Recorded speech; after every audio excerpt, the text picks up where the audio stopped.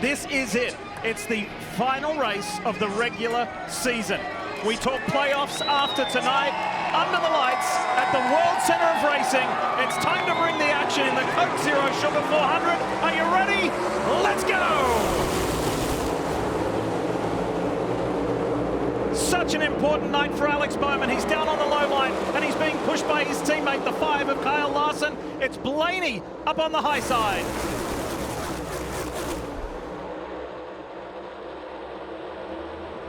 Here they come.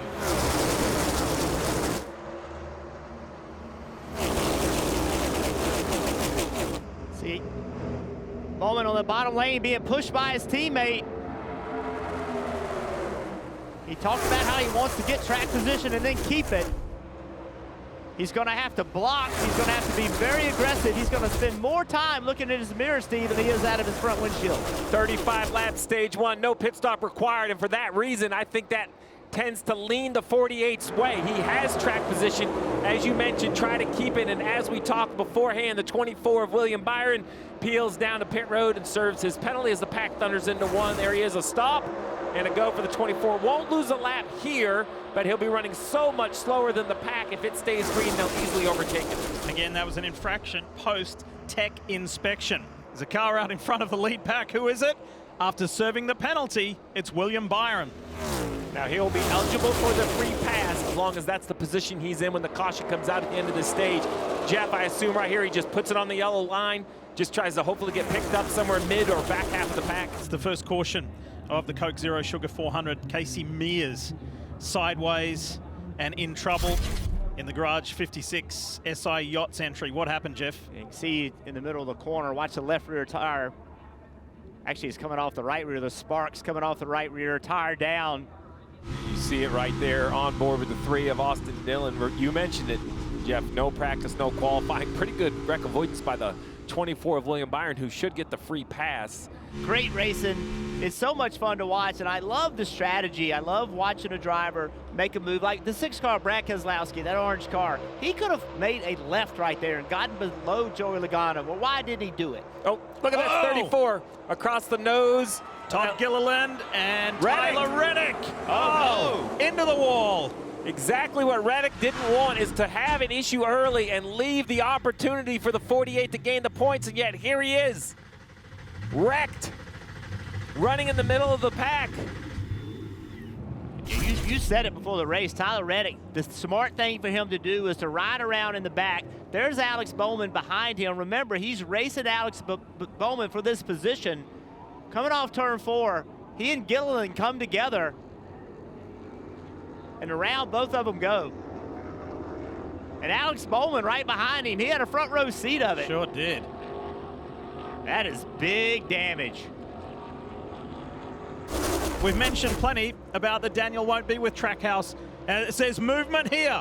Wallace decides to go back up. Blaney sticks to that low line.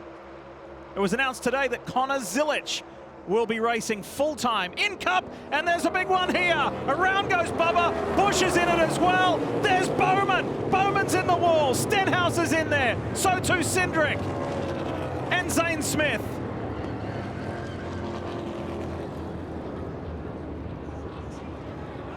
Is it going to be this kind of night? I mean, it has gotten wild already.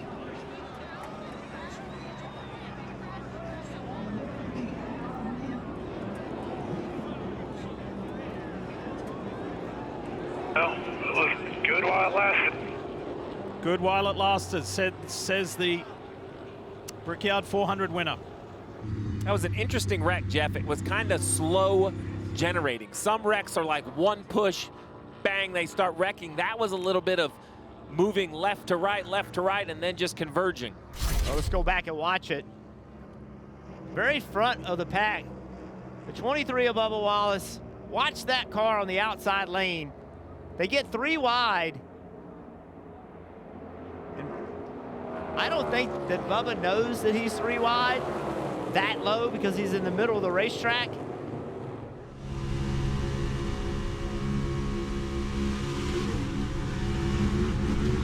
Toyota on board for Bubba. I'm with you. I think he thinks he only has one car below him. He ends up with two because if we go back and watch it again, the 22 of Logano kind of gets put in a bad spot. The Maytag on board here. Oh my goodness. That is exactly what it's like. Things just got a whole lot better for Tyler Reddick. You see the graphic there on your screen, locked into the playoffs on points. That's because news just to hand that the 48 of Alex Bowman, Hendrick Motorsports, is officially out of this race. You can't change everything. Apparently there's chassis damage that's beyond repair for the 48, so it's very simple now. It's either Alex Bowman or a new winner. Blaney moving up. Thinks the outside lane has more energy. One to go, brought to you by Credit One Bank. Chase Elliott jumped to the top 3 wide. I don't know if it'll get all the way to the front, but this will be an interesting dress rehearsal to see if he can keep momentum. Currently losing it on the outside. Not enough help. You're going to jump up in that outside lane. You're going to have more help than one car. Blaney, Larson, little nudge there from Chastain. Blaney goes to the low side.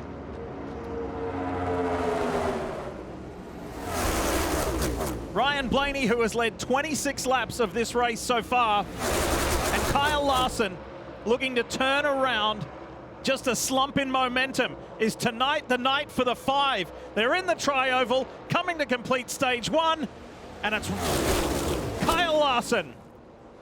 So while misfortune for his Hendrick teammate of Alex Bowman, it's a positive start for the 5 team. Look at this top 12. Look at all of the drivers that need to win this race if they're going to try to make the playoffs. That's the only way they can get in. They have track position now. Let's see if they can keep it. The Arby's Ford for Rick Ware Racing. Cody Ware at the front of this pack, but for how much longer? Here comes Nemechek on the outside. A lot of pushing on that outside. William Byron.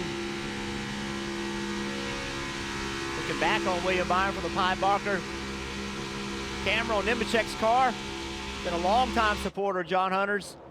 Keep your eyes out for that Red Bull 88. There it is down left of your screen. Shane Van Gisbergen, after his 4 wins this year, had 14th last weekend in Richmond after running up as high as 10th. And here on a super speedway, he hasn't finished any better than 30th. And SVG is well and truly up there in the top 5. Like he's not good enough. We just watched him last week at Richmond. He showed me he's good enough. He's improving. It is getting aggressive up here. That was close right there. Priest had to lift, but SVG to the lead with a teammate behind him. I don't think it's a given.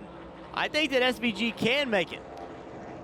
That was a perfect learning moment, right? SVG was a little non-committed to the top or the bottom, ended up getting put in the middle. And look at the momentum he lost. Yeah. Carson Hocevar got lucky in stage 1, missing the big wreck, but his luck has run out. Looks to me, Jeff, like some sort of instant engine issue. You're going to see him kind of go through the screen. You're going to see some sparks and then some smoke right there, right out the pipes. Look at that 71 of Michael McDowell. He has been in the mix for so long. Now they split. Whoa! Top 3 positions are all Hendrick Motorsports Chevrolets. And Michael McDowell trying to take the fight to them. Larson got underneath Byron, and then Byron had a big side draft onto Larson in the middle of the corner. Almost contact. Looked pretty good. Yeah. It's super aggressive. Coming to 2 to go in this stage. Logano to the outside. And Briscoe just gets swamped. Uh-oh, now the 5's going to be stuck in the middle. This could be the end of Larson as well. Will anybody come to his aid? No, sir. Back goes the 5. 3 wide is waiting, though. The 19 of Briscoe 3 rows back, but I don't think he'll get there in time. No, he jumps out of line to go by the 5. Larson's able to duck up the inside of Ryan Blaney. Blaney's stuck in that middle row by himself. Now gets some help from fellow Chevrolet driver Ty Dillon. Final lap brought to you by Credit One Bank. 22 has the lead, but can he defend? There will be an absolute run at the end of this back straightaway. It's coming from the one of Chastain. The outside has the push. William Byron gave Joey Logano a nudge there. Logano, Chastain. Who do you like the look of? Here they come to the line. Ross Chastain has his nose in front, and Ross Chastain will grab the win of stage 2. Dave, let's talk more about John Hunter Nemechek, because his crew chief Travis Mack said prior to this race, keep an eye out for us because John Hunter is a really good super speedway racer. And Lee, I think if you go back and look at your previous races, you will see the 42 up front a lot. And in only 5 starts, he has the best average finish of any Cup driver in the series right now, 9.8. I played Hey Did You Know with his team owner, Jimmy Johnson, when I talked to him earlier today. And Jimmy didn't know that stat. He's like, no. And I believe it because the guy is really good. John Hunter gets it. He gets out front. When you got your teammate behind you, that's a big help too. Oh man, a big flat right front tire on the 11 car. Obviously damage. I'm assuming it's because of a tire rub or something. We'll see if this will create a caution. He had damage earlier in the night. He's only heading into turn 1.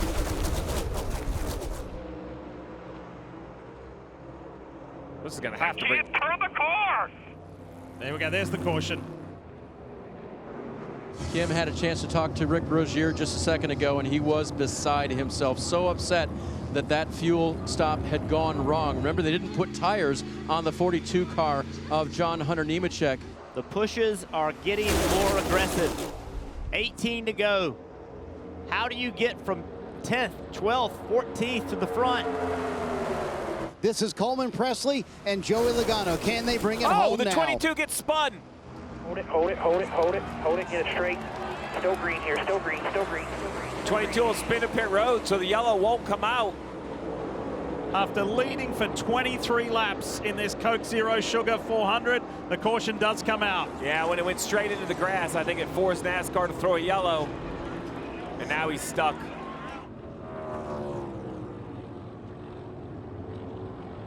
Contact, and then contact to Buescher as well. You wonder how much damage he has. Did they touch here, Steve? Man, I don't know if the 43 and the 22 touched or if the 22 just got loose. If they touched, it was very slight. Hard to tell from this angle. I mean, he's spinning. You don't know if he would have saved it or not, but then contact for the 17 ended it. Yeah. 7's now clear. So isn't the 60 of Priest. He has options. Where will he go? He pulls right to the outside of the 7. The 43 out of line. I think the 43 got pushed out of line. Sure did. Priest to the front with Haley on the low line. There's a lot of dynamics at the front of this pack. 2 teammates in the top 4, Ryan Priest and Chris Buescher. Here comes Larson. Makes a 3rd lane, and it's going to leave Ryan Priest with nobody to help. And that's not a view that he's enjoying. He did nothing wrong. Priest did absolutely nothing wrong. Now can they muster up a run to attack Haley? Here comes the 5 with a run off turn 2. Big block. You have to put a block on here. Didn't get it done. Boy, that 5 team and Larson, they need this boost heading into the playoffs. It's been a rough year ever since doing the double at Indy and the Coke 600. Look at Cole Custer in the 41 up against the fence. Larson's got his teammate in Elliott to come to his aid. What about Haley?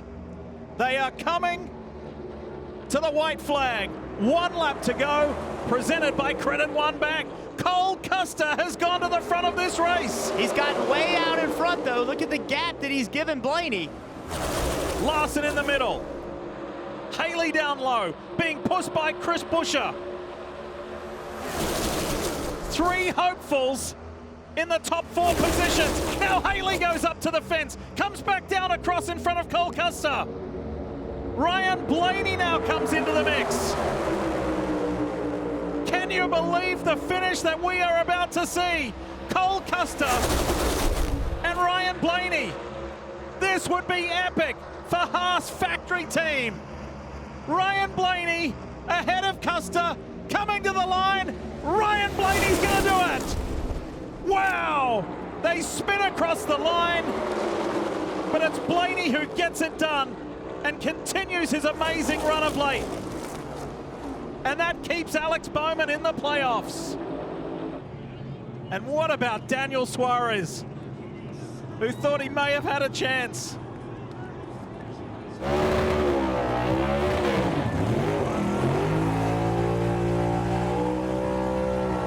Hi folks, Lee Diffie from NBC Sports. If you enjoyed what you just watched, well, it's time to bring the action and subscribe to the Motorsports on NBC YouTube channel. You can have it all: news, highlights, interviews, and analysis. So go for it.